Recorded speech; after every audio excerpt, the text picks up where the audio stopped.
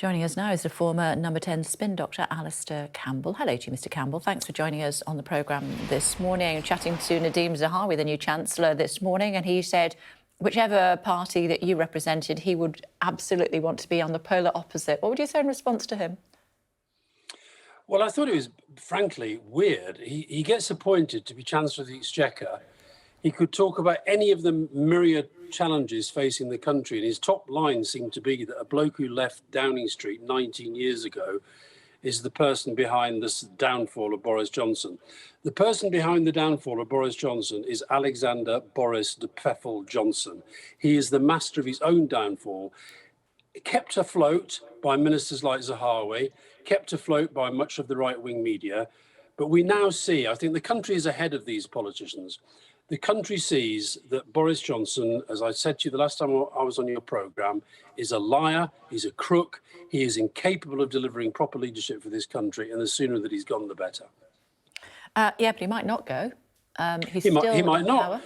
He might not. And, you know, two cabinet ministers resigned yesterday. As I said to you before, 3/4 of his MPs, minimum, because that's the ones who voted, 3/4 of his backbenchers do not have confidence in him. We now see that there are some members of the cabinet who've gone, other members of the cabinet who are clearly thinking about it. And yes, he may stay, because the thing people need to understand about Boris Johnson, we're not talking about a normal politician. We're not talking about a normal human being. We're talking about somebody who has literally no shame. He has no moral compass whatsoever. He has no commitment to public office and the standards that are meant to go with public office. He's concerned 100% purely about his own power and his own survival. He is the worst possible person to be Prime Minister of our country at this time. And the only people right now who can get rid of him are those people that you're seeing on your screens now.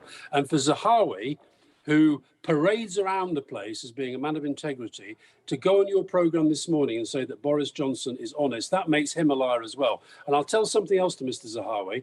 He's been Education Minister, and he had a nice easy ride as the Vaccines Minister because he had some wonderful people at Oxford University doing the hard lifting for him. He's now Chancellor of the Exchequer, in charge of the nation's finances. He better understand that people rightly are going to come after him over his finances, over his business interests, over the way he has done business down the years. And I look forward to seeing how that unfolds.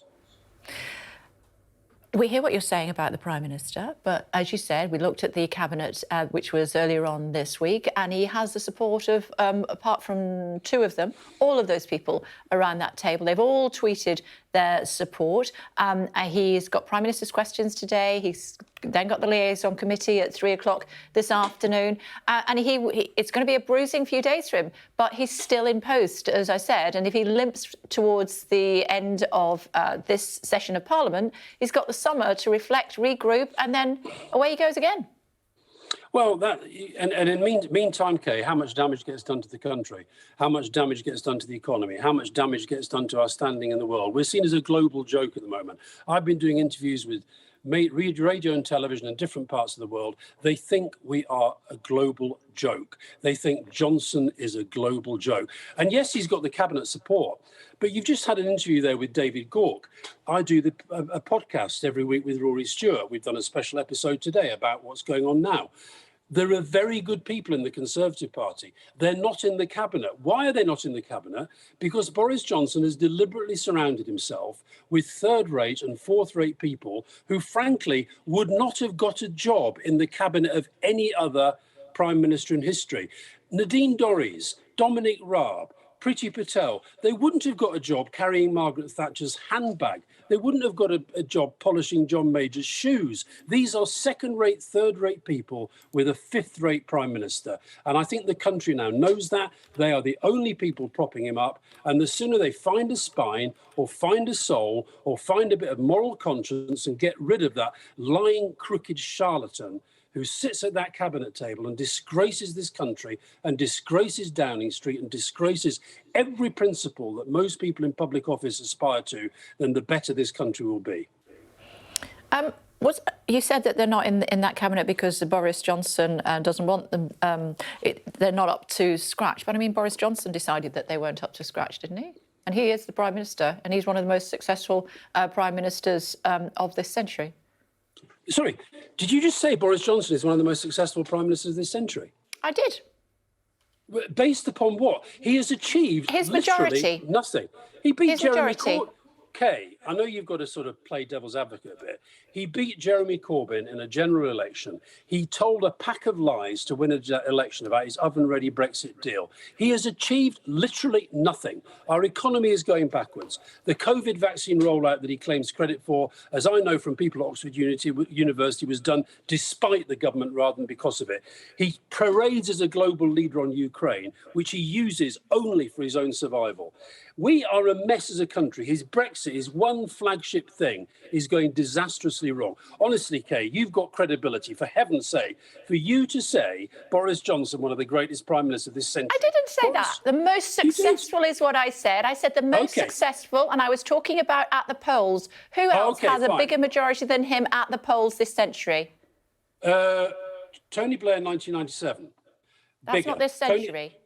Okay, all right, okay. Well, we haven't had that many prime ministers this century, and those that we've had haven't done terribly well, not least David Cameron, who gave us the wretched referendum, and poor Theresa May, who got ripped apart over it. There you go, you see? This guy is the worst prime minister this country has ever had. Yes, he won a general election, but let me just remind you, it was about half the majority we got in 1997. But honestly, Kay, the guy is a liar, he's a crook, he's a charlatan. You know that, I know that, everybody in the country knows that. The only people refusing to face up to that fact are the people sitting at that cabinet table. Javid and Sunak, belatedly, having defended the indefensible for far too long, they finally realised that their reputation, their credibility can only be rescued by doing what they did yesterday. Every single one of them. Michael Gove, where the hell is Michael Gove? Michael Gove is meant to be the brainy guy in the cabinet. What is he doing sitting there, knowing that he's enabling and allowing this liar and this crook to carry on another day in office? Every single day that this guy is prime minister, this country gets trashed further. Our reputation in the world gets trashed further. And these now are the only people who can get rid of him. And so, Mr. Zahawi, it's very nice to be living rent-free inside your head. But I, for one, will keep going on about how wretched and awful you people are in propping this guy up, because ultimately you are the ones who've got to get him to go. And until you do that, unless and until you do that, you are going to go down in history as very minor, insignificant figures of ignominy who have propped up a crook, a liar and a charlatan as Prime Minister of one of the great countries of the world. I wish you wouldn't sit on the fence, Alastair. It's good to talk to you as always. Thanks very much indeed for joining us. Thank you.